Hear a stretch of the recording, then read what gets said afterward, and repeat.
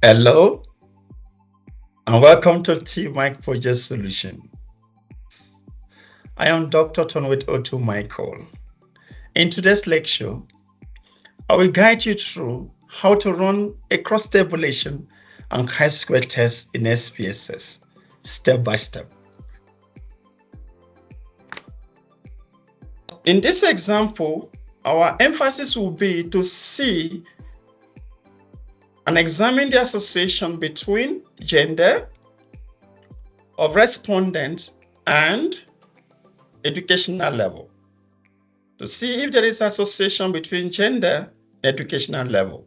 Now, to get the crosstab and chi-square, move to the analyze up on the menu, the top of the menu, you see analyze. Click analyze. After clicking analyze, scroll down to descriptives. Click on descriptive. Then move your cursor or move to cross-tabulation. You see crosstab. Crosstabs, click on crosstabs. After clicking on crosstabs, you see the variables reflect here on the crosstabs. You got crosstabs here. This is the crosstabs box. This crosstab dialog box, we move the gender, which is a variable of interest, to the target list box here.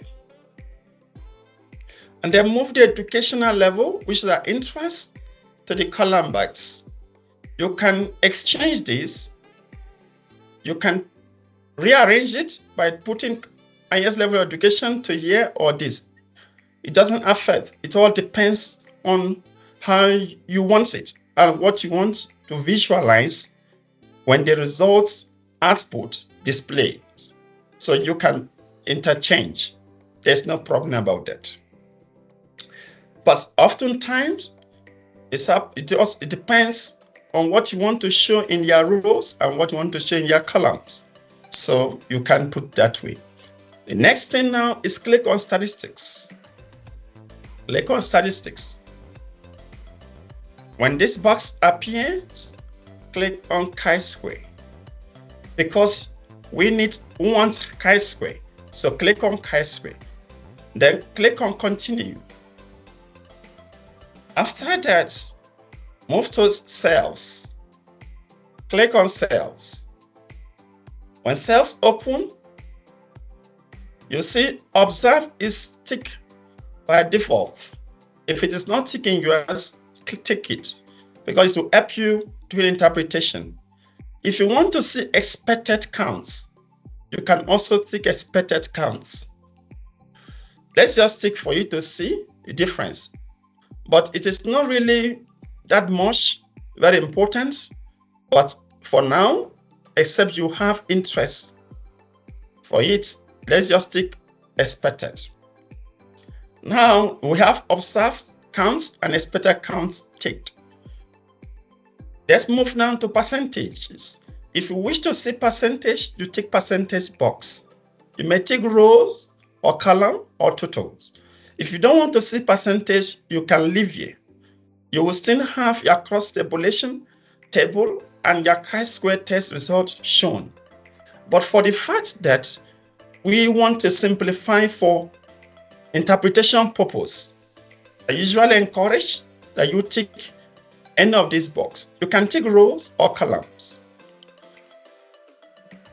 Ticking any of these does not influence your significant levels or the value of the chi-square. It only influences the presentation and your interpretation and the visualization of the results from the output. So let's take rows. Sometimes you may like to take rows because it simplifies your interpretation. So take rows. Now the next thing we want to do is continue. Click continue. After clicking continue, you move down to this OK and click OK. After clicking OK, the result displays. Now, when this result displays this way, let's open it broad so that we'll be able to see it. you have here the cross-tabulation results that are displayed. You see, telling us association between gender and highest level of education of the respondent. This is gender, males and females, education, secondary education, and tertiary education. If you look at it, you will see your expected counts column is here. For example, 408, and you also see here observed counts, which is 584 for secondary education column, as for example. For the females, let's look at this. What I like telling people, I like emphasizing is that this percent you tick is important. That's why you see percent within gender is very important. The same thing applicable to males, percent within gender is very important. Let's look at the males percent. It's telling you that 46.6% of males had secondary education, while 53.4% of the same males had tertiary education. For females, you see, 8.7% of females had secondary education, while majority of the females, about 91.3%, had tertiary education. The combination of this 8.7% plus 91.3% will give you the 100%. When you have done that, let's go to a Chi-Square test. On the Chi-Square test result, you see there are many items shown here, but the emphasis should be on this Pearson Chi-Square. So check the Pearson Chi-Square rows. You will see that you have values 303.834. That is the value. Degree of freedom, DF, is equals to 1. The asymptotic significance, two-sided, is very important. It's less than 0.001. This is a significant level. If you are in social sciences or humanities, most times, or even in some sciences, this point of significance is usually 0.05. So when you have less than 0.05, then it is considered significant. In this situation, you have less than 0.001, which is significant. So therefore, we are saying that it is a significant association between gender and level of education of the respondent of this study. If you want to present your results in your reports, you may wish to present it this way. Let me divide this into this window into two so that you can see how you can present your results. You may decide to present your result this way. If you look at it deeply, you will see here association between gender and highest level of education. The Chi-Square results of test of independence examines the association between respondents' gender and their highest level of education. The result revealed a statistically significant association between gender and educational attainment. This sign here, X square here, is sign for Chi-Square. So it means Chi-Square, bracket open, 1. This one is the degree of freedom, DF, here.